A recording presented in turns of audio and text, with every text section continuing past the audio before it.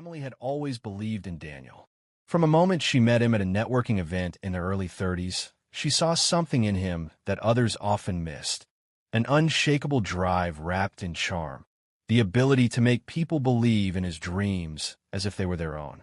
At the time, she worked in community outreach for a nonprofit, grounded and stable, while he was just launching his third startup after the previous two had faltered. It should have made her cautious, but instead, it made her admire him. He was someone who didn't give up, someone who kept going when others would fold. They married 2 years later, bought a home together in the city, and had their daughter, Lily, within the next 3. The life they built was not luxurious, but it was warm.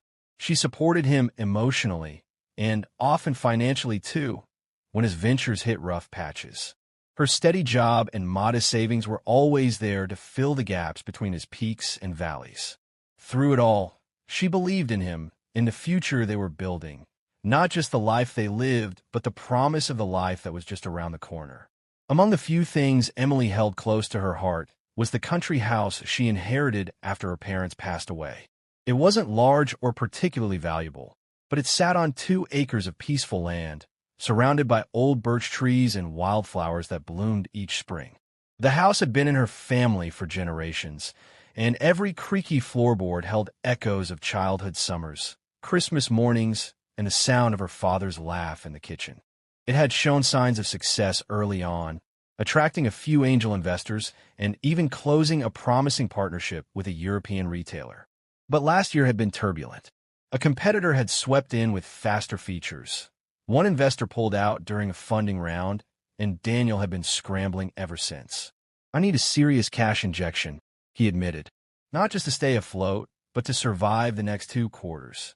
We have a prototype in development that could change everything. If we get this right, we could scale fast and make back 5 times what I put in." She didn't visit often, but knowing it was there comforted her. It was her emotional anchor in a fast-changing world.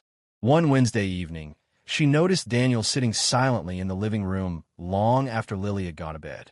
The usual glow in his expression had dimmed, his jaw tense, shoulders slumped forward like he was holding up invisible weight. When she asked what was wrong, he didn't respond immediately. Instead, he rubbed his temples and finally said, "I didn't want to bring this home, but things are getting bad at the company." It was a tech firm, data integration for e-commerce, and Daniel had been working on it for 3 years. Emily frowned, anxiety creeping in. "How much are we talking?" He hesitated. "Around 160,000. But I've run out of options. The bank rejected my latest application. I've tapped every friend and investor I know. We're at the edge, Em." She stayed quiet for a moment. Her mind moved fast. Savings were limited, and the equity in their primary home was already pledged. The only asset left of real value was the country house. He saw in her eyes before she even said it aloud. "I know how much it means to you," he said gently, reaching across the table to take her hand. "I swear, this is temporary. I'll get the money back, and we'll buy again. Or better, we'll build a new one just like it, wherever you want. This business is our future. I'm not asking you to sacrifice your past. I'm asking you to help us build what comes next." She felt the weight of the decision like a physical thing pressing down on her chest. Over the next few days, she walked through the house alone, revisiting each room as if saying goodbye. She took pictures of the curtains her mother sewed, the oak table her father built, and the dusty bookshelf where her childhood books still stood. There was no way to keep it and still help Daniel. The house represented her history, but he represented her present and the future they had promised each other. By the following week, the house was on the market. A young couple from the city, eager to leave behind their cramped apartment, made a full offer the same day they viewed it. The deal closed fast. Too fast. Emily barely had time to grieve the loss before the funds hit their account, and Daniel transferred them into his business. He was grateful at first, visibly relieved. She remembered the smile that returned to his face as he told her she had saved them. He became more energetic again, talking about product rollouts, marketing campaigns, and long-term plans like they were already reality. For a while, she let herself believe the sacrifice was worth it. But as the months passed, something began to shift. Daniel spent less and less time at home. He said the company was in a critical phase and he had to be hands-on. She believed him at first, but then came the extended business trips, sometimes on weekends. Once, when he was supposed to be in Berlin meeting with developers, she noticed the charge from a cafe in a town just 2 hours away. When she asked about it, he explained that the flight had been canceled and he had taken a meeting closer to home instead. The excuse seemed plausible, but her gut disagreed. He started changing passwords on shared accounts, which he claimed was a cybersecurity measure due to some breach. He also became more guarded with his phone, keeping it face down, taking it with him even to the bathroom. Emily knew that trust wasn't something you should have to fight for. But now, every action came with an invisible question mark. One night, she went to pick up his dry cleaning because he had forgotten to. In the pocket of one of his jackets was a crumpled receipt from a jewelry store, dated around her birthday. But she never received any jewelry. When she gently asked about it, he laughed it off. "I was thinking of getting you something, but changed my mind. The selection wasn't right." The unease grew into quiet suspicion. Emily didn't want to be the paranoid wife. She had always prided herself on being level-headed. But things weren't adding up, and the more she tried to ignore them, the more they clawed at the edges of her peace. Even Lily began asking when her father would be home again. He missed school events, bedtime stories, weekends. Each time Emily gave an excuse to cover for him, it chipped away at the image she had fought to keep whole. Then came the moment that shifted everything. Emily was checking their online banking to pay a dental bill when she noticed a large transaction flagged by the system. A payment of $8,000 to a private institution she didn't recognize. She clicked the name, expecting a business supplier, and instead found it was a tuition payment for a child enrolled in a private academy in a nearby suburb. The name listed under the student, S. Hallberg.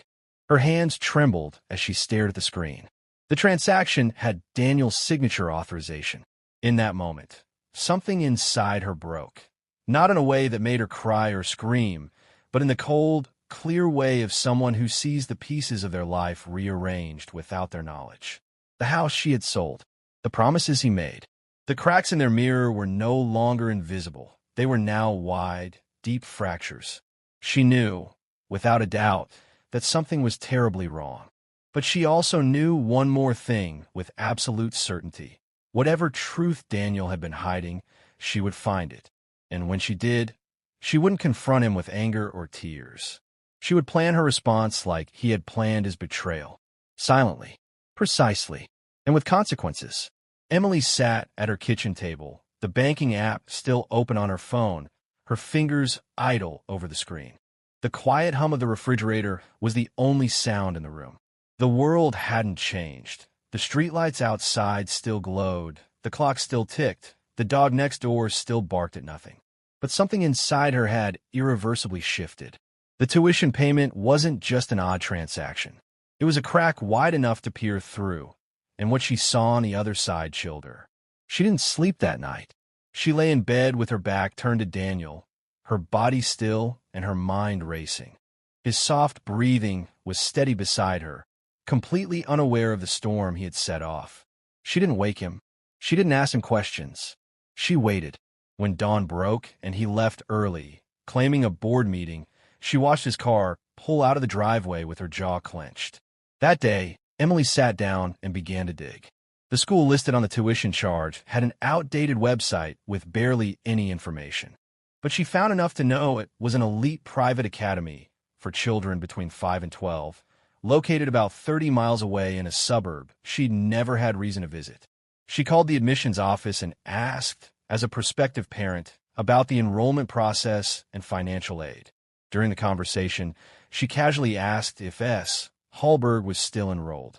The receptionist, thinking she was asking about a classmate, confirmed the child attendance and even mentioned upcoming parent-teacher conferences. S. Hallberg. The name meant nothing to her, and yet now it meant everything. The next day, Emily waited until Daniel was gone again and drove to the suburb listed in the payment confirmation. The academy was tucked behind tall hedges and iron gates. It was the kind of school that looked more like an estate with stone buildings, manicured lawns, and security at the entrance. She parked across the street, watching as luxury SUVs and sedans pulled up one after another, children in pressed uniforms hopping out with backpacks bigger than their torsos. She felt like a stranger to her own life, like she was watching a movie she hadn't agreed to star in. She didn't see anything that day, but she returned again 2 days later. She had timed her visit to match the end of the school day. As the children filed out, chatting and waving to teachers, she saw a woman step out of a black BMW. Early 30s, shoulder-length blonde hair, designer coat, and the kind of grace that came from a life of never having to ask twice. The woman waved, and a boy around 8 ran into her arms. The name stitched on his backpack read Sean. Sean Hallberg. Emily took photos from her car, her hands trembling but steady enough to get the image. As they drove off, she followed them. Not close, just enough to stay behind without drawing attention. Her heart pounded the entire time. She wasn't built for this. She had never followed anyone in her life. But she had to know.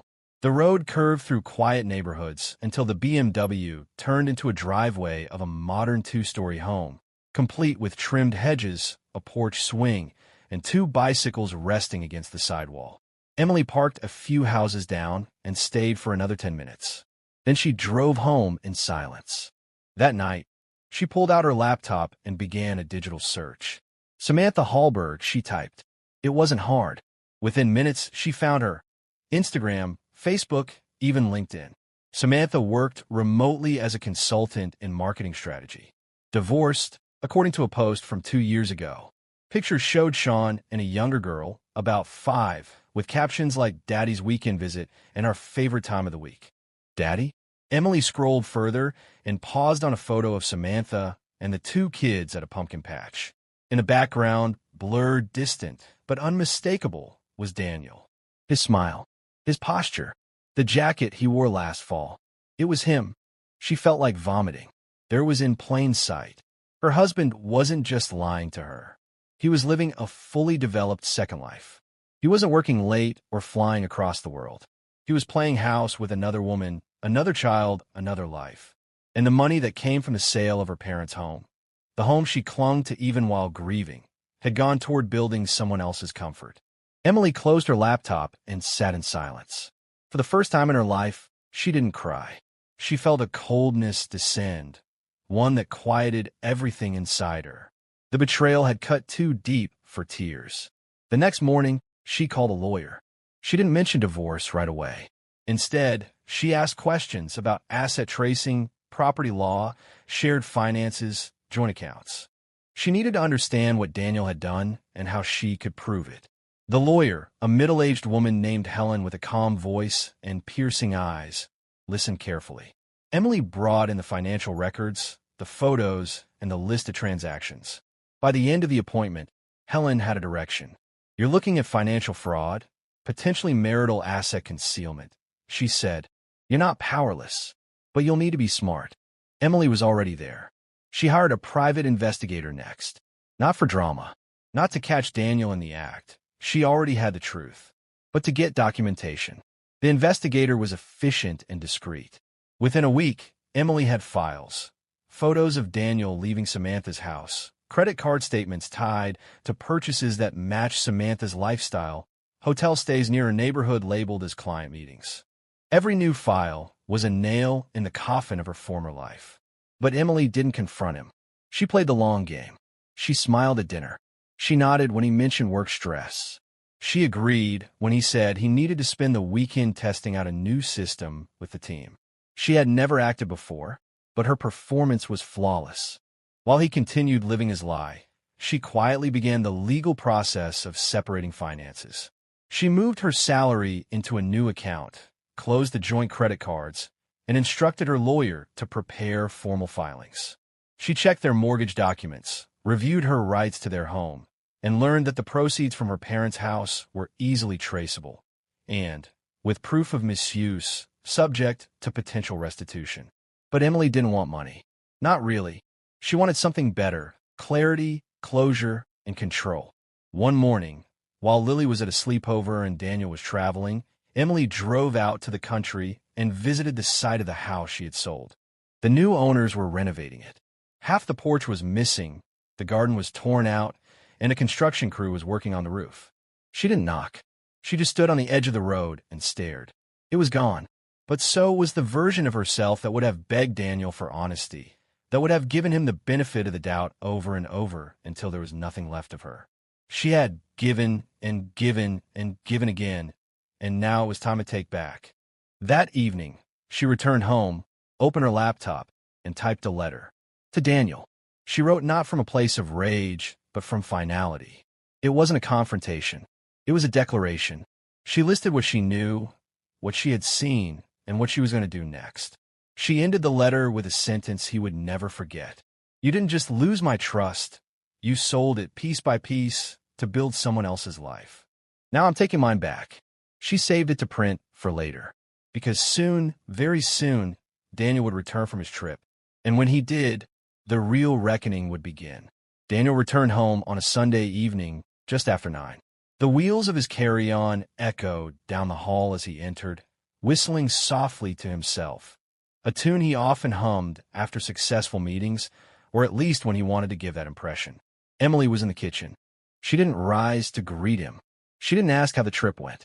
She simply handed him a cup of tea, warm and steeped just right, and watched him sip without knowing that the taste of normalcy would be the last thing he'd feel for a long time. She had spent days preparing for this moment. Every piece of documentation had been reviewed twice, 3 times. Every asset, from shared accounts to digital contracts, had been backed up. Her lawyer was on standby. The private investigator had finished his work. The letter was printed and placed in an envelope by the door. But she wasn't going to hand it to him yet. Not until she watched the wall behind his eyes crack. How was Berlin? She asked finally. He smiled a little too quickly. Cold. Productive. We signed the Polish distributor, finally. Big step forward. She nodded slowly, resting her chin on her hand. You must be exhausted. A bit, he said, unzipping his coat. But it's all worth it. Next quarter should look a lot better. He sat across from her and leaned back, completely unaware of what she had been doing in his absence. Emily looked at him like she had studied a puzzle long enough to know exactly where each piece belonged, including the ones he'd try to hide.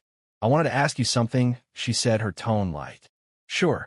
I noticed a payment, a big one, to a private school. I thought maybe you'd accidentally used her card.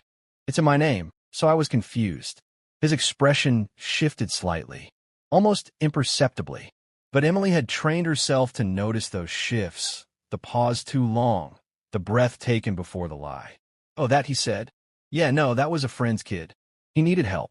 Emergency. I fronted the tuition just to hold the spot. Which friend? Rick. You met him once, the guy who runs that coffee logistics startup. Rick Hallberg? She asked calmly. Daniel blinked. Yeah, that's the one.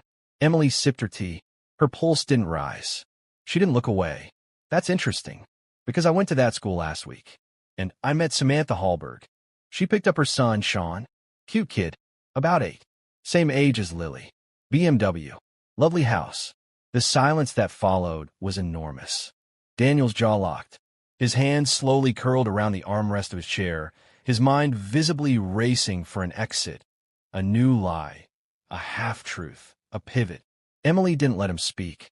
You've been funding a second household. Daniel, she said, her voice quiet but cutting. You sold me a lie, made me sell my parents' house, and sent the money to another woman and her children, one of whom is yours. Daniel stood.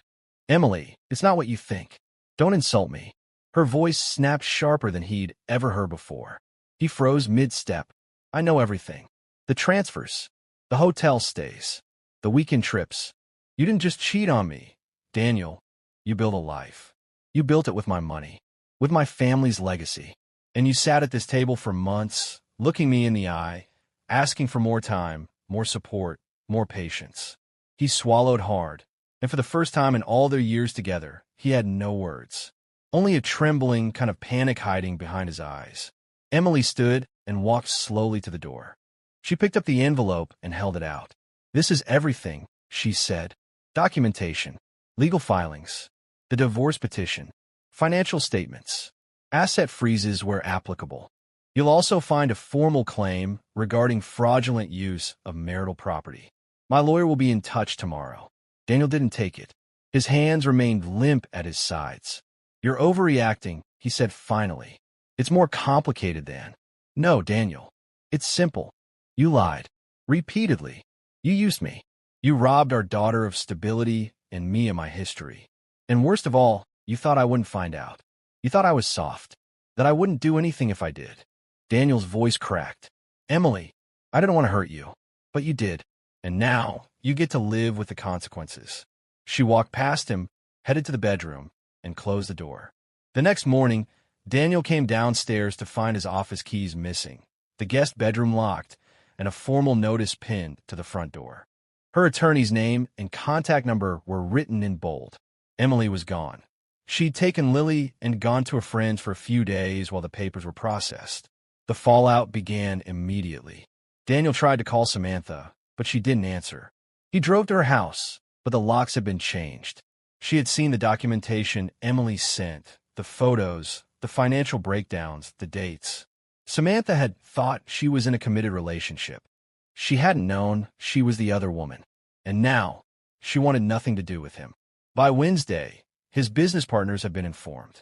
2 of them pulled out. One of them, an investor with a strict moral clause in the contract, withdrew funding and triggered a clause requiring repayment. Daniel's company bled cash.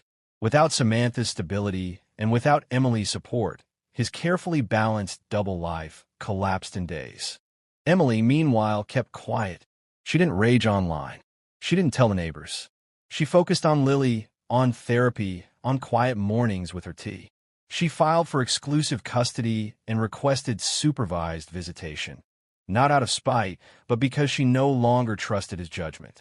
She received approval to access the remaining portion of the proceeds from her parents' home sale through a legal motion, reclaiming a portion of what was taken. Her lawyer called one evening to tell her something else. Daniel had offered to settle privately, to avoid court. Emily declined. She wanted it public. She wanted him to know what it meant to take something without permission, to pretend love and call it partnership while lying through his teeth. 1 week after Daniel had received the envelope, he texted her late at night. "I made a mistake. Please, can we talk?" She stared at the message, then deleted it. The next morning, she moved the last of her things into a new apartment near the lake. Smaller, quieter, but it was hers. She hung a photo of the old country house on the wall, not as a monument to what she lost, but as a reminder of who she had become when she gave it away and found out who Daniel truly was. She didn't need revenge in the traditional sense. She didn't scream or ruin his name. Her revenge was in the silence that followed the storm, in the way she rebuilt without him, in the way she never looked back. Daniel, for all his charm and strategy, had underestimated the one person who believed in him the most. And now, she was gone, not just from his life, but from a version of herself who ever would have believed in a man like that again. 6 months passed. Spring returned to the city like it always did. Gently at first, with pale sunlight and cautious blooms, then with full force. Trees along the lake burst into color. Joggers filled the sidewalks again. The world went on, and so did Emily. The new apartment had become a sanctuary, not a stopgap. She had picked it carefully, a modest but warm 2-bedroom overlooking a small park, with a playground Lily could reach in 2 minutes flat. The kitchen had just enough counter space for Sunday pancakes, and the living room window caught the sunrise each morning, casting light across the hardwood floor in long golden streaks. It wasn't the house her parents had left her. That was gone. But in the absence of the past, Emily had built something new, grounded not in sentiment but in clarity. Here, everything was hers. Her name on the lease, her money in the account, her choices determining each day. For the first time in years, there were no shadows in her home. Lily had adjusted better than she expected. Children have a remarkable way of accepting change when they feel safe. Emily had told her the truth in pieces. Not everything, but enough. That sometimes adults make mistakes that hurt other people, and when they do, it's okay to start over. That it wasn't Lily's fault, and that no matter what, she was loved. Daniel had fought at first. Not for her. That battle he knew was lost, but for Lily. At court, he insisted he had made emotional missteps, a phrase his lawyer must have rehearsed with him 100 times. He tried to present himself as a father still worthy of trust. But Emily's documentation spoke louder. So did Samantha Hallberg, who had submitted a sworn affidavit describing the extent of Daniel's deception, not just toward Emily, but toward her and her children as well. The judge was not impressed. Daniel was granted visitation, but only twice a month, supervised, and only if he complied with strict financial transparency. The look on his face when the order was read was not rage. It was realization, the slow, sinking understanding that no amount of charm could undo what he had done. Emily didn't gloat. She didn't even look at him when the judge finalized their divorce. Instead, she focused on finishing what she had started, reclaiming herself. She took a brief leave from her nonprofit job, just long enough to breathe. She traveled with Lily to the coast for a few days, just the two of them, collecting shells and skipping stones, letting the sea wind pull the tension from her bones. It was the first time she'd felt her own body fully relax in over a year. At night, with Lily asleep beside her in the hotel bed, Emily would sit on the balcony and watch the waves, remembering who she used to be before she had learned to be suspicious. And she liked the woman she was becoming now even more. Back in the city, she returned to work part-time and quietly picked up freelance consulting projects on the side. She poured herself into things she could control, things that gave back rather than took away. She joined a yoga class. She began volunteering on weekends again. She even reconnected with a few old friends, women she had drifted from over the years, not because of conflict, but because life had become too full of other people's needs. Now, she made space for herself. One of those friends, Sarah, asked her over coffee one afternoon, "Do you miss him?" Even a little. Emily had paused for a long time before answering. "No," she said finally. "I miss the version of me that thought I was safe with him." But that version of me didn't see what I see now. She didn't know what she was worth. Daniel's business folded quietly. One investor sued for breach of contract. A former partner accused him of misappropriating funds. Emily didn't follow every detail. It no longer concerned her. She had detached completely, not out of spite, but survival. His name was now a file in her cabinet, a story she once lived through, painful, yes, but over.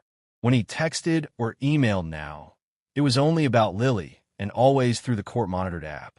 He came to his supervised visits, usually dressed in clothes that looked less tailored than before, sometimes trying too hard to smile. Lily was polite but distant. Emily let that relationship evolve on its own terms. She would never force love or forgiveness. That was between them. As summer approached, Emily took a quiet weekend to herself, her first alone in years. She returned to the town where her parents' house had once stood. The new owners had transformed it. The garden was landscaped, the porch replaced with modern steel rails, the paint a sleek slate gray instead of its old pale yellow. It didn't hurt the way she thought it might. It didn't feel like her home anymore. That chapter was truly closed. Instead of grieving, she walked to the hill just behind the house, the place where her father had taught her to ride a bike, where her mother used to sit with a book and lemonade. She brought a small wooden box she'd crafted herself, filled with photos and a handwritten note to her parents. She buried it beneath the birch tree at the top of the hill and stood for a long time, letting the wind rush past her face. "This is where I let it end," she whispered, "and where I begin again." She drove back to the city that evening, windows down, music playing, and a smile on her face that didn't feel borrowed.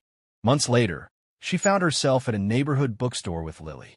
While her daughter browsed graphic novels, Emily wandered into the nonfiction section and spotted a familiar name on the spine of a self-help business book. Daniel, co-written, old photo on the back cover. She picked it up, flipped through it, and then calmly set it back on the shelf.